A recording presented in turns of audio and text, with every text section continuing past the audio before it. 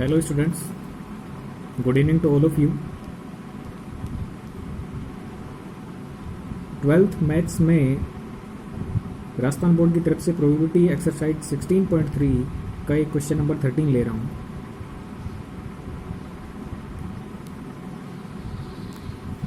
Question काफ़ी important है और थोड़ा सा अंडरस्टैंडिंग के लिए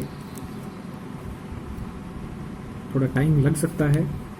इसको ध्यान से देखना, एक बार समझ में आ जाएगा, आप कर लोगे आसानी से। किसी भी सेक्शन का क्वेश्चन इस टाइप से हो सकता है आपसे। क्वेश्चन देखो क्या है कि कोई एक लड़की एक पासा उछालती है, यदि उसे 5 या 6 अंक का अंक मिलता है तो वह सिक्के को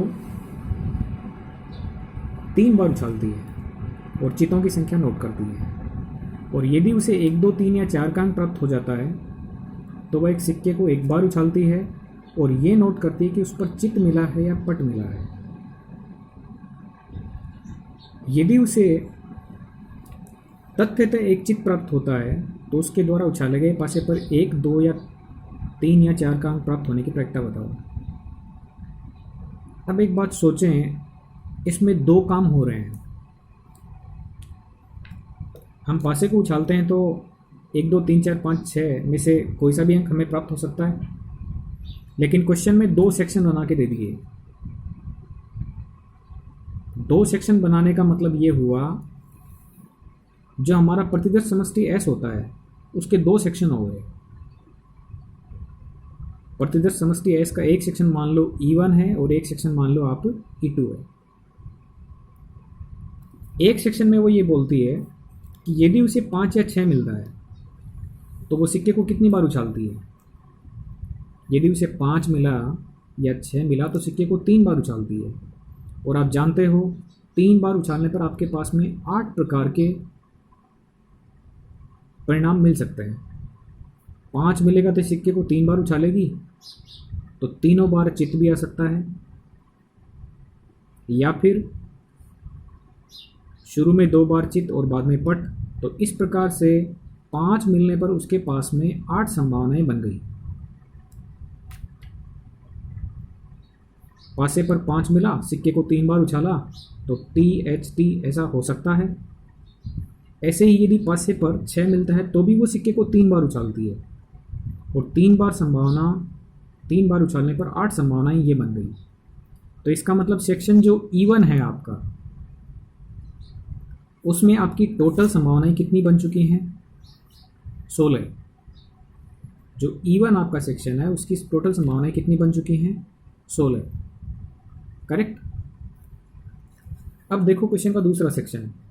यदि उसे पासा उछालने पर 1, 2, 3 या 4 मिलता है तो वो एक सिक्के को 2 बार ही उछालती है। तो जैसे मान लो उसको 1 मिला तो 1 मिलने पर सिक्का उछालेगी।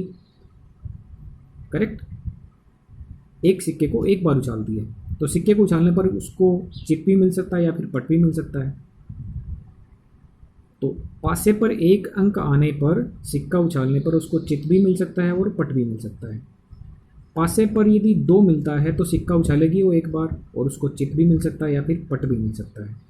इसी प्रकार से यदि पासे पर उसको 3 मिल गया तो वो सिक्का उछालेगी और सिक्के पर वो चित भी मिल सकता है और पट भी मिल सकता है।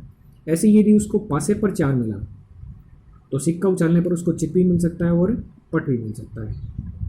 तो सोचो आपके सेक्शन E2 में संभावनाएं टोटल कितनी बन गई? 8। कितनी संभावनाएं बन गई? 8। करेक्ट। अब हम प्रायिकताएं देखते हैं। प्रोबेबिलिटी ऑफ E1 यानी प्रतिदर्श समष्टि हमारे पास में S है, 1, 2, 3, 4, 5, 6 और E1 सेक्शन में 2 ही परिणाम हैं, टोटल 6 हैं।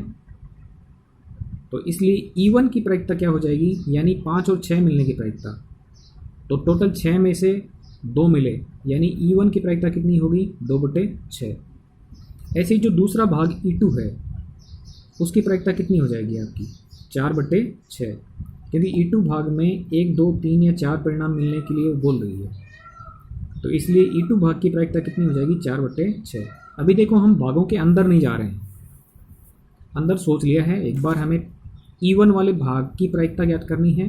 E2 वाले भाग की प्रायिकता ज्ञात करनी है। इसकी बन गई 2/6 और इसकी बन गई 4/6। करेक्ट। अब प्रतिबंधित प्रायिकता की बात करते हैं। यदि उसने बताया था सवाल के शुरू में, उसे तथ्यतः एक चित प्राप्त होता है, तो मैंने ए घटना मान लिया कि तथ्यतः उसे एक चित प्राप्त होता है। आपका प्रतिदर्श समष्टि का विभाजन मैंने कर दिया है एस का E1 और E2, और एक घटना ए मान ली जो घटित हुई है, और वो क्या हुई है, उसे तथ्यतः एक चित प्राप्त होता है। तो इसको हमने क्या नाम दे दिया, ए घटना। ये हमारी प्रतिदर्श समष्टि एस हो गई, ये हमारा इसका एक भाग E1 हो गया। हम प्रतिदर्श समष्टि का विभाजन करते हैं E1 और E2 में, तो इस प्रकार से ये आपका विभाजन हो गया। E1 वाले विभाजन की प्रायिकता निकाल ली, E2 वाले विभाजन की प्रायिकता निकाल ली। अब सप्रतिबंध प्रायिकता ज्ञात करते हैं। हमारी एक घटना क्या ली थी हमने, तथ्यतः एक चित प्राप्त होता है, एक चित प्राप्त होता है। अब हम प्रतिबंध प्रायिकता में देखेंगे कि E1 वाले भाग में, E1 वाले भाग से उसको क्या मिल जाए, ए मिल जाए। इसका मतलब क्या हुआ,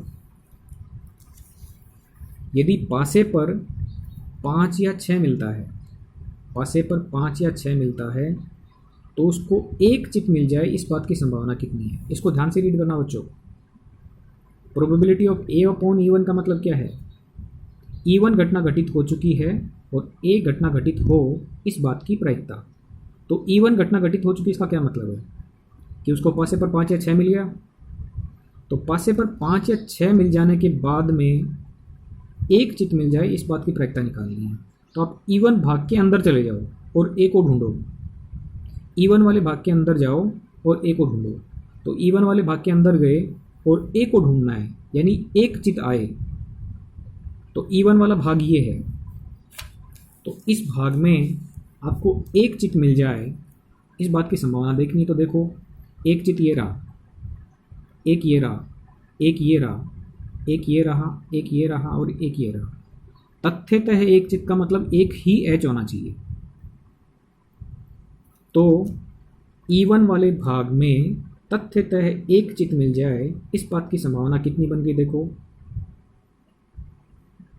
1 2 3 4 5 और 6। आपके घटना के पक्ष में परिणाम कितने हैं, 6, और कुल परिणामों की संख्या कितनी है E1 भाग में, 16। तो इसलिए probability of A upon E1 कितनी बन गई, 6/16। ऐसे ही आप प्रतिबंधित प्रायिकता ज्ञात करोगे E2 वाले सेक्शन की। E2 वाले भाग से आपको ए मिल जाए, इस बात की संभावना। E2 वाला भाग होने का मतलब क्या हुआ, यदि पासे पर 1 2 3 या 4 मिले तो एक चित मिल जाए, इस बात की संभावना कितनी है। तो आप E2 वाले भाग के अंदर जाके ए को ढूंढो, यानी एक चित मिल जाए, इस बात की संभावना को ढूंढो। तो E2 वाले भाग में जाओगे तो टोटल परिणाम कितने हैं, 8, और एक चित मिल जाए, इसके पक्ष में कितने बैठे हैं, देखो 1 2 3 और 4। तो E2 वाले भाग में आपको ए मिल जाए, इस बात की प्रायिकता कितनी हुई, 4/8। करेक्ट बच्चों। अब हम इसमें बेज प्रमेय लगाएंगे, क्योंकि इसमें प्रतिलोम प्रायिकता आपसे पूछी है। घटना घटित हो चुकी है और किसी एक भाग की प्रायिकता आपसे पूछी है। देखो इस लास्ट वाली लाइन को, उसे एक तथ्यतः चित प्राप्त हो चुका है, तो उसके द्वारा उछाले गए पासे पर 1 2 3 या 4 प्राप्त होने की प्रायिकता बताओ। 1 2 3 या 4 प्राप्त होने की प्रायिकता का मतलब क्या हुआ, कौन से भाग की प्रायिकता आपसे पूछ रहा है, आपसे E2 भाग की प्रायिकता पूछ रहा है। तो आप बेस प्रमेय लगाओगे और उसमें एक घटना आपकी घटित हो चुकी है, क्योंकि उसने बोल दिया उसको तथ्यतः एक चित प्राप्त हो गया है, और 1 2 3 4 आपको मिल जाए, इस बात की प्रायिकता आपको निकालनी है। तो प्रोबेबिलिटी ऑफ E2 अपॉन ए निकालोगे तो बेस प्रमेय का सूत्र लगा दोगे। जो मान हमने निकाल रखे हैं वो आपने देख लिए हैं। प्रोबेबिलिटी ऑफ E2 का मान कितना है, 4/6। Probability of A upon E2 का मान कितना है, आप देख चुके हो, 4/8 है। ये हम इसमें मान रखेंगे और इस तरीके से आप इसकी वैल्यू फाइंड आउट कर लोगे, कितनी आएगी 8/11। करेक्ट। तो ये बच्चों आपका क्वेश्चन था। इसमें ध्यान रखने वाली जो इम्पोर्टेंट बात है वो यही है कि जो प्रतिदर्श समष्टि हमारी बनती है उसका विभाजन ठीक से कर लो और घटना को पहचान कर लो कि कौन सी घटना घटित हो रही है और कौन से वाले प्रतिदर्श समष्टि के विभाजन की प्रायिकता आपसे पूछी है। जैसे इसमें E2 घटना की प्रायिकता आपसे पूछी थी, मतलब इस भाग की प्रायिकता आपसे पूछी थी, और किसी एक घटना के घटित होने को बता दिया कि ये घटना घटित हो चुकी है और प्रतिदर्श समष्टि किसी भाग की प्रायिकता निकालो। करेक्ट। थैंक यू बच्चों।